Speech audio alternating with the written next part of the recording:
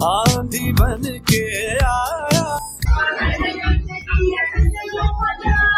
आपने मेरी शोभा बढ़ा दी, मेरा नाम उनके साथ लेके उनको देखकर तो नहीं कभी सोचा कि हम भी एक्टर बनेंगे, हमारे आइडल हैं। तू क्यों रो रहा है? हमें चाहिए, हमारा क्या होगा? तू आ गया इंडस्ट्री में। Who needs talent when you look like me? तो बॉलीवुड में आजकल सिर्फ फिल्म्स नहीं चलती, नैरेटिव्स भी चलते हैं और ऐसा ही कुछ हो रहा है रिसेंटली, जहां एक तरफ है बॉलीवुड का ऐसा सुपरस्टार जिसे लोग डिकेड से किंग और बादशाह का टैग देते आए हैं, और दूसरी तरफ एक ऐसा एक्टर जिसने ग्रेजुअली मेहनत करके अपना नाम बनाने की पूरी कोशिश की है, लेकिन after a long failure time उसका अभी एक स्ट्रॉन्ग कमबैक हुआ है, जिस वजह से वो ट्रेंड कर रहा है हर जगह और उसे द नेक्स्ट बिग थिंग का टैग दिया जा रहा है। तो सवाल सिंपल सा है कि क्या वाकई ये पावर शिफ्ट का नतीजा है या फिर ये सब एक परफेक्टली डिजाइन पीआर गेम है? क्योंकि अगर आप थोड़ा सा ध्यान से देखोगे तो स्क्रीन पर सिर्फ कहानी नहीं चल रही है, बल्कि स्क्रीन के पीछे भी एक काफी ह्यूज नैरेटिव को लोग अभी डिकोड कर पा रहे हैं। तो इन शॉर्ट हम बात करने वाले हैं जो शाहरुख खान वर्सेस रणवीर सिंह का ये पूरा सोशल मीडिया नैरेटिव चल रहा है, ये एक्चुअली कोई रियलिटी होल्ड करता भी है या फिर बस एक पीआर ड्रिवन नैरेटिव है। बस उससे पहले आप सबसे एक छोटी सी रिक्वेस्ट है कि हम 1000 सब्सक्राइबर्स के काफी क्लोज है, तो प्लीज चैनल को सब्सक्राइब जरूर से कर लेना। तो अगर बॉलीवुड की हिस्ट्री देखी जाए ना, तो शाहरुख खान का नाम काफी प्रोमिनेंटली आपको वहाँ दिखेगा एज एन 90s का आउटसाइडर जो टीवी से आया, फिर रोमांस का किंग बन गया, जिसने सिर्फ मूवीज नहीं दी बल्कि एक इमेज ही बिल्ड कर दी उनकी, एज इन उनके witty interviews, intellectual answers, respectful persona और ह्यूमर ने उनकी काफी ह्यूज फैन फॉलोइंग को क्रिएट किया है, जिस वजह से न सिर्फ उनकी ब्रांड इतनी ह्यूज बिल्ड हुई है बल्कि उनको किंग का टैग तक दिया जाता है। और of course years of consistency, smart choices और इंडस्ट्री लेवल इमेज मैनेजमेंट का भी काफी बड़ा कंट्रीब्यूशन रहा है। अब हालांकि यहाँ एक बात क्लियर करना काफी जरूरी है कि पीआर कोई गलत चीज नहीं है, हर बड़ा स्टार ही यूजुअली करता है इंडस्ट्री में, बट प्रॉब्लम तब स्टार्ट होती है जब एक पर्सन की इमेज को बनाने के चक्कर में दूसरे पर्सन को लेट डाउन करने की पूरी कोशिश होती है। नाउ बात करें अगर रणवीर सिंह के बारे में, तो एक टाइम पर लोग उन्हें इतना सीरियसली लेते ही नहीं थे। I mean over acting, extra energy, too loud का टैग उन्हें दिया ही जाता था, लेकिन हाँ उस टाइम पर भी उनकी परफॉर्मेंसेस को फिल्म्स में लोग अप्रिशिएट करना नहीं भूलते थे, उनको एक वर्सेटाइल एक्टर कहा ही जाता था, लेकिन उनकी ये ऑफ स्क्रीन इमेज उनकी ऑन स्क्रीन इमेज को भी हैम्पर कर ही रही थी। But after the success of धुरंधर ये पिक्चर उनके लिए काफी चेंज हो गई है, ऐसे अब तो उन्हें सिर्फ प्रेज ही प्रेज किया जा रहा है, उनकी रोल चॉइसेस को स्ट्रॉन्ग बताया जा रहा है, परफॉर्मेंस उनकी कितनी इम्प्रूव हुई है और कैसे वो बॉलीवुड के ये करंट जेनरेशन के बेस्ट एक्टर है,